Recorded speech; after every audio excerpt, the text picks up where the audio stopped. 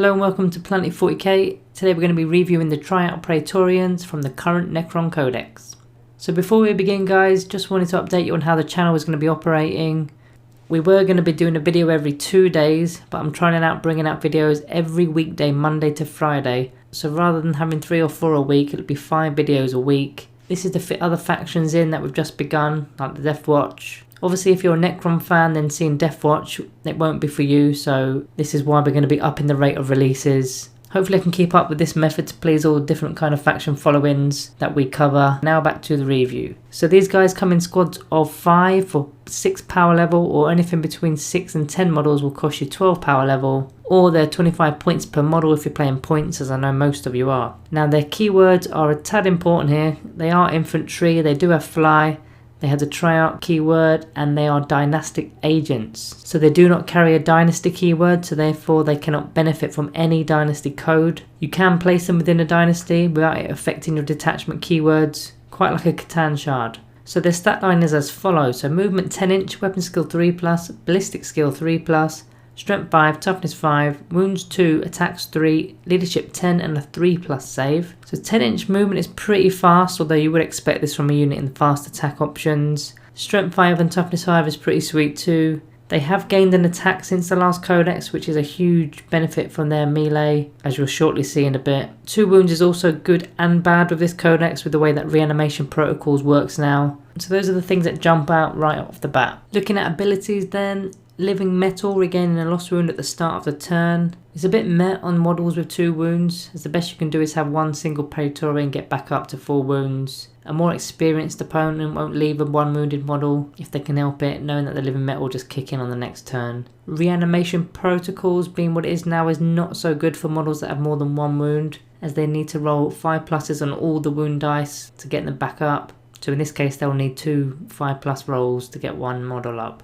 I mentioned this in a few videos already. One way of looking at reanimation protocols is if you lose 3 models in a single attack, then on average 1 of them should stand up no matter how many wounds the models have. So in the case of the Praetorians, if you lost 3 models in an attack, you'll get a dice for each wound lost, giving you a total of 6 dice. And statistically you should get 2 5+ rolls on average with those 6 dice, resulting in 1 guy standing back up. And this simple formula works whether it's a 2 wounded Praetorian or 6 wound spiders, it won't matter. So if your opponent is savvy enough, they could work out a method of approximately killing off 2 per shooting attack. Or if you're talking bigger casualties, then just don't do it in 3s. That will stack the odds against us Necron players. I might have made this clearer for you or just confuse you with that, so I'll move on. They've also got command protocols, which is an army-wide buff each battle round that is predetermined in secret before the game begins. You'll need a noble on the table, and you'll need to be within 6 inches of a character for the ability to take effect on your unit. Right, so on to weapons then. So they come stock with a Rod of Covenant, which is both ranged and melee. So let's talk about those first, starting with the ranged profile, which is a 12-inch range, assault 1, strength 5, -3 AP and 2 damage. So now although this is a single shot, it's still a pretty solid weapon. It's assault, so you can be advancing and firing it at a -1 to hit. Strength 5 is decent, and -3 AP is more than enough, and 2 damage is perfect for removing those Meta Marines off the table.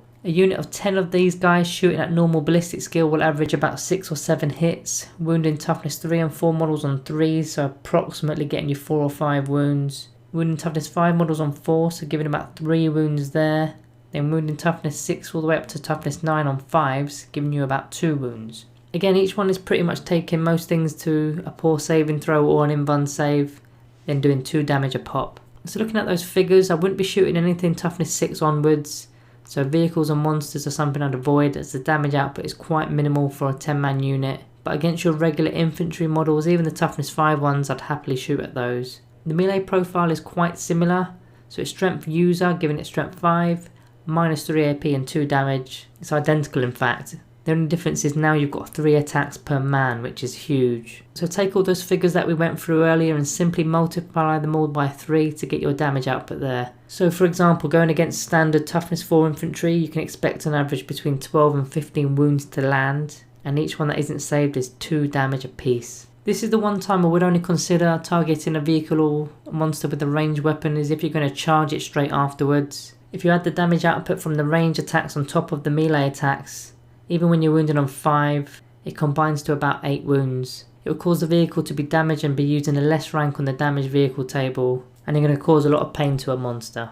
So these guys actually have weapon options here, so you can switch out the Rod of Covenants for a Particle Caster and a Void Blade. So the Particle Caster, range 12 inch, so same as the other one, pistol 2, strength 6, no AP and 1 damage. Now obviously it's nowhere near as powerful as the Rod's range weapon, with that 0 AP and 1 damage. Now it does have the advantage of A being strength 6, which in some, not all cases, is needed, especially going against toughness 5 units like Death Guard. And B, there are pistols, so they can be shot in combat. And in fact you're actually getting 2 shots a piece with these, so let's see how well they do when you apply some quick maths to these. So a unit of 10 of these guys is going to be shooting 20 shots at normal ballistic skill, giving an average of 13 hits. Wounding toughness 3 models on 2s, giving approximately 11 wounds.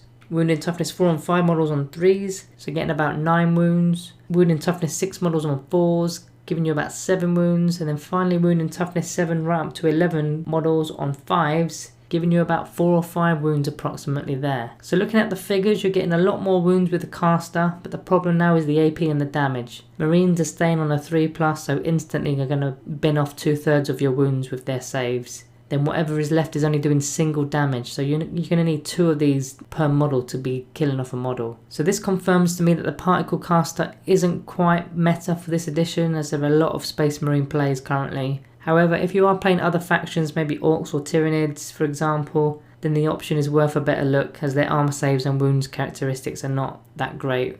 So this weapon can be quite effective there. So let's take a look at the Void Blade anyway, in case it can swing this in our favour. So the Void Blade was obviously a melee weapon, it's strength user, so again it's strength 5, minus 3 AP and 1 damage. But each time the bearer fight, you can make an additional attack with this weapon. So now you guys are on 4 attacks apiece, so giving your 10-man unit 40 attacks while using Void Blades. So for the final time this video, let's run some numbers. 40 attacks hitting on 3s is going to score you about 26 or 27 hits approximately. Versus toughness 4, you're going to need 3s. So you're going to get about 18 wounds. Versus toughness 5 you're going to need 4s to wound, so about 13 wounds will go through there. And then versus toughness 6 right up to 9 you're going to need 5s. So you're going to get approximately 9 wounds scored there. So again, these numbers are a lot bigger, purely based on the fact that you're gaining an extra attack. The minus AP3 now works in your favour. It's going to take a lot of these armor saves to a poor armor save of maybe a 6+ or even an invuln. But the kicker is single damage. So again, you're going to be using 2 of these dice rolls just for a Marine death, which effectively halves the effectiveness when comparing it to the Rod of Covenant. So long story short, the Caster and the Void Blade are your anti-horde weapons.